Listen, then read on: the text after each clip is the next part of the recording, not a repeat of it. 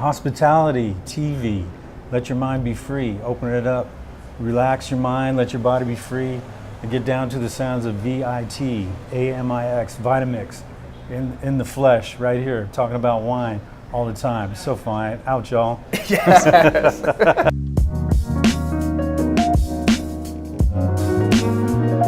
Welcome back, guys, for another episode of HospitaliTV. Thank you so much for watching. Really appreciate your time. Today we have a great guest in-house, Master Sommelier Chris Blanchard. He's going to talk to us a little bit about wine and some of his experiences in the industry. So thank you so much for taking the time. No, it's great to be here. Thank you. San Diego's fantastic. Good. I love it. Fresh off the plane. Fresh off the plane, yeah. Straight to it. That's right. I appreciate you. Yeah. Well, let's jump right into it. So I want to give the audience a little bit about an idea of your background. You know, and there's obviously you have this amazing story, so maybe we can get into it. But old school rapper turned master sommelier. How does that happen? Well, life is short, so you take whatever opportunity you can. I mean, it's great. I just turned 50 a little while ago, so new experiences are coming at me. I just opened a fried chicken business, so now I'm cooking. I've never cooked before in a restaurant setting, and man, it's hard. It's amazing to do that, but I mean, it's really fulfilling. How long have you had the cooking part going? It's about 2 years now. Okay, that's right. Yeah, it's fried chicken restaurant. It's Amazing. a southern restaurant. But man, you have no idea. And I always ask sommeliers, I say, have you ever worked in the back of the house? And for the most part, nobody has. Mm-hmm. So I think it's really important to go to both sides if possible. Absolutely. So working in the kitchen, anybody that works in the kitchen will know, it's demanding. I mean, you need to be strong. You need to be lifting up bins and hotel pans full of buttermilk for me and chicken and splitting birds up. And I mean, the work is not glamorous and it's hard. Music's good, but it's a whole new realm that I'm in. And people always say, why are you doing it? Because it's clearly not the money. And when people ask me, why are you doing it? I have no clue. Because I like working in restaurants, I like cooking, and I like being part of the creative side of it. And I know you were asking me about my background, but this brings up a point that when I was in the restaurant, so I opened a place called Red Restaurant in Yountville. And when I opened that up, I worked with Richard Reddington, who's a great chef. And we would do things. We went to Naples for the wine auction and worked with Michel Chapoutier. And I worked my ass off to make sure that, you know, the food and wine service was perfect and there was no problems. And then Richard would come out and everybody would clap for him, you know, because he put together 3 dishes, you know, which, I mean, it's a creative thing. Right. And that really got me thinking, well, I'm a sommelier. I'm really not doing anything creative. And that bothered me. So certainly we're a big part of diners, enjoyment of the meal, and then we have the chance to accentuate whatever the program is. We actually have the power to either make the food good or bad in certain circumstances, but there wasn't anything creative. And so all these years I've been wanting to do something like that. As a matter of fact, it's kind of a crazy story, but at the time I was pouring 10 wines by the glass, and I thought, what if I combined 2 wines together and made a new wine out of these, you know, like I did my own Cabernet Merlot mix out of like Schaefer Merlot and, you know, Chapelet Cabernet. Oh man. You know what I mean? Yeah. But I mean, that's crazy, but I wanted so bad to do something creative. Do you think there'll ever be a move towards like a somm or beverage director driven restaurant? You know, there's always obviously chef driven restaurants, and the menus are, the food is what drives people, and the emotion, a lot of the emotion behind it. So it's natural, but I mean, you could say that, you know, with social media and Instagram, a lot of these sommeliers that are posting a lot, they're attracting more people. Right. There are places, I mean, in Napa, Compline opened. Yes. So that's Matt Stamp, who's the master sommelier, and Ryan Stettins. And those guys have done a great job, but they're not in the kitchen, so they hired But they a have a chef full to menu, do it. right? They have a full menu, but there's a chef that does. They don't cook. Right. The only person I can think of is Steve Geddes, who's a master sommelier, and he's kind of like the same mentality, kind of crazy like I am, is that he stopped working in wine and started cooking, making his food, opened his own restaurants, and I mean, it's kind of insane. He's working in Vegas now with his wife, but. With your, sorry to jump around, with your hip hop background, what type of music are you guys playing at your restaurant right now? So I mean, I love Tribe Called Quest. That's always the band I listen to, but we usually do the Clash. Like we'll put a Spotify station on. Yeah. With the Clash, you know, Trained in Vain is usually one that we start with, or James Brown I like a lot. Parliament, Ohio Players. Yeah. But Tribe Called Quest is usually what we listen to. Very nice. And I didn't mean to not get into your first question, but I started out I was selling. I got out of college. I went to University of Oregon. I got out of college, and for some reason I took a job with Kmart. And so in San Jose, California, I was the Kmart shoe department manager. Yes. Isn't that funny? Yeah. And so I just, I sat around. I'd put the shoes. One shoe went this way. One shoe went this way in the bin. I organized that. I hired my people on the floor to keep everything look nice. And then people would come in and steal shoes, and I'd watch them. They take the shoes off of the little rack. These are $5 house shoes. Yeah. Put them on the floor. Take their old shoes out. Just throw them up there, and then just walk out. And these are some bad mofos, right? So I'm like, oh, screw it. Take the shoes. I don't care. Can't do this. From there, I said I need something better. Went to Nordstrom. And Nordstrom, I was the shoe department assistant manager, which is a great gig and great sales. And from there, the head of Gallo came in. And this is, I guess, around 1990 or so with his wife. And I sold his wife a ton of shoes. Just tons of shoes. He's like, wow, you're a great salesman. Why don't you come work for me? So the next week, I did an interview. And I started with Gallo in San Francisco as a merchandiser. And if you don't know what a merchandiser, although the order comes in, let's say there's 40 cases of Carlo Rossi 4-liter Paisano, bottles that come in, and you do the stadium cut. You slice it this way, slice it that way, take the top off, and then you build a display out of it. So that was my job, and eventually I worked my way. Which there's a science to that too, right? I mean, just for how people. I worked in retail for a little bit also, and just how you position something for somebody to see at the right angle for them to pick it up or not. Yeah. And Gallo's a brilliant company, both for sales techniques, like sort of the psychology of how you sell to people. And at the time, it's like one of the worst jobs you could do, right? I thought I was on the top of the world, because they're like, this is a real job, and I have to wear a suit and a tie and the whole thing, and I just loved it. At the time, it taught me so much about the business. As a matter of fact, I ran into Gina Gallo maybe 2 weeks ago at a party, and I told her this whole story about how I guess that would be her grandfather, Ernest, came in and used to yell at me about, the facings weren't correct and all that sort of thing. And then my mind kind of flows all over the place, but no, you're good. To the rap business, when I was in college, I had a record that came out, and it did pretty good, 13 on the charts, and then I started to promote that. I lived in New York City, and I know you got Tupac over there, but I toured with Run DMC and Fresh Prince back on the Raising Hell tour. That's crazy. Yeah, it was really fun. That's amazing. So it's a very varied background about everything that's happened. So anyway, it's a great depth of experience. You were talking about. I want to ask you something about, sorry to cut you, that experience working for Gallo and being on the sales side. And I know, I don't want to jump around too much either, but I know at a later point in your career, you were back in sales and managing a team of 22 sales professionals. After having all this personal experience on the sales side for your own, and then managing all this personnel, what do you think are some of the habits or characteristics of the most successful people on that team? Like, what does it take to really excel in the sales department? I know, a lot of us friends and colleagues right now that are, beverage directors or wine guys, they make that move into the sales side. And I think, it's funny to see. What do you think makes that out of a person? It's a different thing. When you have a sommelier or a wine director that moves into the selling side, it's a huge shock. It's a big shock. So all the things, it's kind of like, and a lot of salespeople go, well, you finally see what it's like.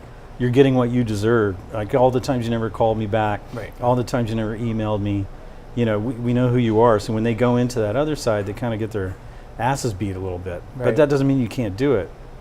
I think it gives you more of an appreciation of what it's like for a sales rep to go in and have to, or just make contact at all. So nowadays people are more apt to text.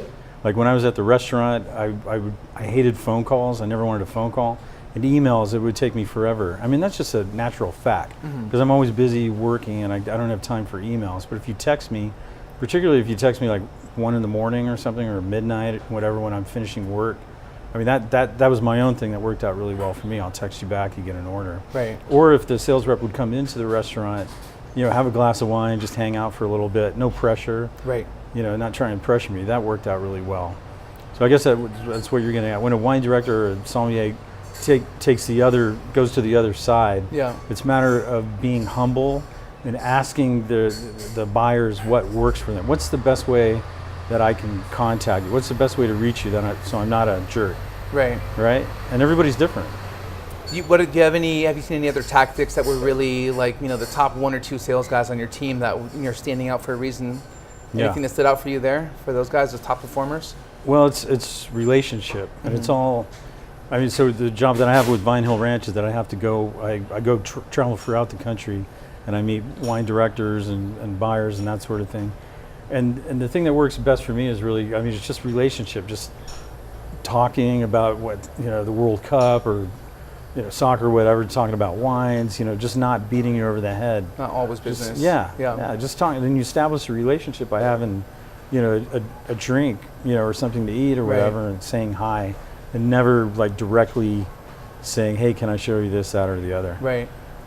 So on the flip side, I guess, instead of, moving from a wine director position to a sales position, you essentially did the reverse, right? You started off with a sales position, moved into further down the line a buying position. Yeah, you think that set you up? Did that give you an advantage at all? Hell of an advantage, yeah. So I always used to say, at least when I did a resume, it would be, so I have experience in production at a winery, I have experience in retail as a wine buyer, I did that for a little bit, experience as a regional manager or a district manager working for 2 big companies, and experience as a buyer in a restaurant. So if you can have that sort of breadth and depth of knowledge, then you're golden, because especially let's say that you're coming from a restaurant background into a sales, as we were talking about. If you go in, for instance, like coming to the restaurant, to go in through the kitchen. You don't sit and wait at the door or try and call somebody. If you go through the kitchen, you can meet somebody, or you can analyze somebody's wine list. You can sit there while you're waiting for the buyer to show up. You can look through and go, oh my God, that's a great opportunity for this wine, that wine, and then sort of know what the business is. So inventory needs, size of the inventory you have, your budget, and what type of wine will fit in perfectly. That's and then a also great point. Yeah, I can't tell you, just from a personal opinion, like I've had a lot of people who come in and they'll be, so I have the perfect wine for you, but yet they don't know anything about it. They haven't taken the time to even open up the wine list. Yeah, and now it's almost like offensive. A shortcut. Yeah, and it's like on the flip side, if somebody actually says, I love how you've organized between New World and Old World thick skin, and I see you're a little bit, weak in this area of northern Spain. Right. Like, oh my God, now you have my attention. Let's talk. Yeah. Like, this is cool. But that's like it's not just wine, it's any business. If you come in to somebody with something that works for them, you've done your research. But most people, even for the big companies, will come in and just like, here's what I have on quota, here's what you need to buy. And they're not sympathetic or empathetic to what you're going through or what your budgetary needs are, especially if you're coming in towards the end of the month and you want to sell this thing and it's like, man, I can't until the beginning of the month, maybe, So I'm sorry, that's not available then. So I want to ask you about your experience with Chef Richard Reddington and when you're running the program at Red, because you got a really cool nod from Forbes at the time as one of the best wine programs in the world. Yeah, that was out of the blue. That was cool. That's crazy. Congratulations. Thanks. That's huge. I'd love to ask you, what was your approach in creating that list? And once it's created, what do you think were some of the reasons why it got this accolade, and maybe the education that went into the staff to support that list? Or how did you go about creating that list and maintaining it? Well, when we started the restaurant, what Chef told me, we're walking around the bare bones of the restaurant. And I said, what's your plans for it? And he said, I want something sophisticated. I want something that people are going to remember that's a little bit different. So remember, this is Yountville. If you don't know, it's the heart of Napa Valley. Right. And so most people are expecting, 100% Napa Valley wines, which is kind of weird. I mean, Sonoma does that a lot. It's just Sonoma wines. They don't give nods to anything else. But I wanted to have, a great page of really good Napa Valley producers. But then also we have so many winemakers coming in, or we did at the time, that they want to try something a little bit different. So my task is to have something new and unusual for the winemakers, and then also for the number of visitors and tourists that come in. So if you're a tourist visiting Napa Valley, you want to drink Napa Valley wines. But maybe at the beginning, if we do a 5-course menu, I can start you with a sake, a really cool sake, and then we had sort of some sushi preparations, sashimi, and then you could go into maybe Chenin Blanc or something that you normally wouldn't drink, and then we'll finish with Merlot and Cave or whatever at the end. So it's at the time nobody was really doing that. So it's a delicate balance between having a lot of good producers, and that doesn't mean like the normal producers. Too many people in the Napa Valley will just throw the normal stuff on that 1 or 2 companies will present to them. Sure. So I mean, not to name names, but it's pretty much the same old. And it's frustrating when you go to a place like, even there was a new Himalayan restaurant that opened up, and there's nothing different there. You know what I mean? I drink Napa Valley Cab and Chardonnay with that. So granted, you know, and there's too many lists in San Francisco that just have all kinds of weird stuff that they're trying to impress, the sommelier is trying to impress their friends with, or, you know what I mean? So it's a combination of having some fun, weird orange wines or Greek wines or whatever else it is, but then balance it with a few things like I always say my mom would feel comfortable with and enjoy. Like my mom likes to drink Chardonnay, and she likes Cabernet, she likes Pinot Noir, she lives in Oregon. So I have a couple of normal things too. Right. So with a program like that at Red, what type of education plans did you have set there for your staff? Oh, for the staff. So I wanted to pass the Master Sommelier exam. Previously, before this, I was working part-time at Auberge du Soleil as a sommelier, but I was also working at Farniente and Chapelet, you know, helping them with sales and all that. I was able to pass the advanced exam while I was working at Auberge. Richard was the chef at Auberge, so when he left to open this restaurant, I came with him as his sommelier. Got it. So for me, it was really important to do at Red, to do the service that was at a master's level. So I made sure that we had Gueridons, the carts that came out, right, and that we were pouring wine in a particular way, presenting it in a particular way. And so I would educate my staff almost daily at lineup to these are the way we present wines, this is what we do, the way decanters are labeled so they don't mix things up, and and to have a very a well-rounded wine list with a breadth of different wines. What were some of the struggles that you had doing that? People that didn't care. Yeah. For instance, so I did. How do you get around that? So I did the wine program at Chateau Marmont for 4 years or so. This is a Beverly Hills. Yeah, well, or Hollywood. Sorry. Yeah, it's a pretty well-known sort of celebrity place. And so when I went down there, everybody said, "Oh my God!" When I was introduced to the wait staff, they're all waiters and that sort of thing, and so they're like, "Oh God, we got to hear from this guy. What does he know?" So it took me like 6 months at least of constant, presentations to the staff to say, "This is how you're going to make more money. This is how the restaurant's going to do better." Yeah. And you're all actors and producers, so act, Right. Instead of coming up and hugging the guests and all these weird things they were doing, pretend that you're, super excited about this wine. Let's taste the wines, find a couple of things you really like, and just get excited about it, like you're in a movie or something. So it's just trying to get the staff excited about a few things. Let's say, for instance, there's 450 wines on a wine list. Go through different sections every week and find something that people are really turned on. Once people taste Northern Rhone wines, at the restaurant at Red, we had a lot of bacon dishes, and people go, "Oh my God, I didn't even know a wine like this existed," like Crozes Hermitage, right? Graillot or something that we had on the list at the time for $60. Right. That's a pretty screaming deal. Absolutely, yeah. And some people just get turned on by that. Right. And want to recommend it. So, if you were in a position to, I know that you've done some consulting here and there, and what do you think is it that wine buyers / operators miss the most with whoever's selling them on the other side? Because I know you talk a lot about building those relationships and maintaining them and improving on them. And say for example, the example of Napa and working at Red, and you have all these winemakers that are there surrounding you, but what advice would you give to somebody who's out in maybe a more rural part of the country that isn't surrounded directly by a lot of reps and much less winemakers that are coming to them that are trying to create these relationships for them? What are they missing there? What areas do you think they can improve on to have these long-term relationships? I would say if I was in I don't know, Minneapolis or somewhere in Nebraska or whatever, so I'd want to identify what importers are there, to take a look at that and find a couple of things. For instance, you could have a wine like Brunello, which to me is very similar to Cabernet Sauvignon. Like even when I was tasting for the Master Sommelier exam, blind tasting, I would get them confused. And so for a guest, if all they drink is Silver Oak Cabernet or Jordan or something they're very familiar with, to get them to try something new is always exciting. If you have regular guests, they always want to try new things and learn more, and that's a way to kind of get them excited. Ask them what they like. As far as you're talking about a wine buyer with a customer, right? I mean, that's kind of the thing. What do you like to drink?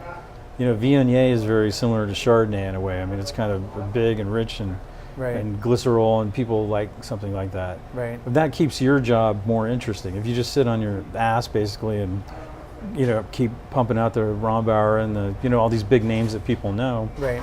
Well, that's fine, but it's not doing a service to anybody, and it keeps you interested. Yeah. You know what I mean? And does that kind of answer where you're Yeah, getting at? and I think I was more referring to like the sale, like the connection between the buyers and the sales force. Okay. Uh-huh. Whether it be a winery or the liaison of the winery, which is a sales team, like Right. where do you think buyers can be better at having relationships with the salespeople? Because you've seen it, you've worked on that side. Yeah. Like, who were your favorite buyers? What type of things were they doing to where like, oh, I like working with this guy? Yeah. Apart from the obvious, he buys as much stuff that you want to sell him. Sure. Well, I mean, to bring interesting wines, and as we talked about earlier, to know about my business. Mm-hmm. So bring the stuff you have to bring. I understand that. Napa Cab, when I was at Red, just bored the hell out of me because that's all that was brought in. Napa Cab. Which is okay, and it's fun when one sticks out. When there's a particular producer. Right. For me, it was Vine Hill, but that stuck out. But then also bring something else that's interesting. Do you have a weird Carmenere blend, or do you have something else from a producer like Mathiasen or I don't know, Forlorn Hope, or one of those kind of hipster people? Right. Bring all that stuff in so we can talk. And what really cements the relationship is that the seller or the rep is bringing in something. They're thinking, as we said before, they're thinking about your list and thinking about bringing in something you wouldn't even expect. Instead of talking themselves out of bringing it, thinking I won't like it, just bring in anything. Right. Because most buyers like to try everything. Yeah. And if they don't, then they're just, Yeah. too stressed out. I agree. Or should retire. So I want to finish with kind of a two-part question. Yeah. And if you could go back to your first day as a sales rep at Gallo, what advice would you give to yourself? And the second part is, if you could do the same your first day as wine director at Red, what advice would you give to yourself? Oh, that's really interesting. Gallo, I don't know if that counts really, because that was more like, I was on the streets, like really bad areas, and I was trying to sell as much Night Train and Thunderbird and brandy as I could.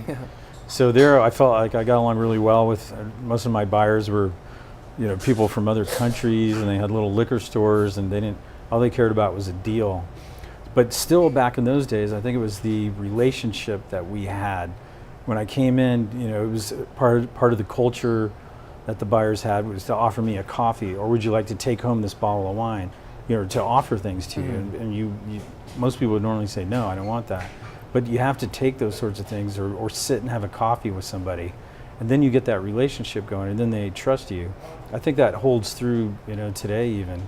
Like I'm having a little glass of Fernet, order a Fernet with somebody. Right. You know what I mean? That's sort of the international, restaurant tour thing. Totally. We all understand where we're from. That bonds everybody together. Sort of know what the language is and know who your buyer is, that sort of thing. Talk about stuff. And then my first day as a buyer, I think it's to be, you want to be I think you want to be humble. At the time that I took that job, I was so excited. I was probably too cocky, to the point where I tried to return everybody's email and all that sort of thing. But I think I could have been nicer, because people, I guess the reps don't understand that you're totally stressed out, especially when the chef owns the restaurant and the chef's bitching about something, the GM's angry at you with something, you have orders coming in, the driver's waiting. I mean, there's all these pressures that reps don't understand. But as a buyer, I think you have to keep it together and not be a jerk, and treat everybody as a human being. The person that's selling the wine is just an average person. Trying to make a living. You got to be nice. Yep. It's a human being. So of course. I guess that's what I would say. Awesome. Yeah. Cool. Well, thanks so much, man. I can't thank you enough for your time. I really appreciate it. It's an honor to be here. Thank you. Thank you. Yeah, sure. Thanks again, guys, for watching Hospitality TV. Make sure to follow us on Facebook, Instagram, and most recently, we are live on iTunes podcast under Hospitality TV. So please go there, subscribe, leave me a comment, share it, anything. Just leave me some of your thoughts. We'd love to hear it. Thanks again. Hospitality. Woo.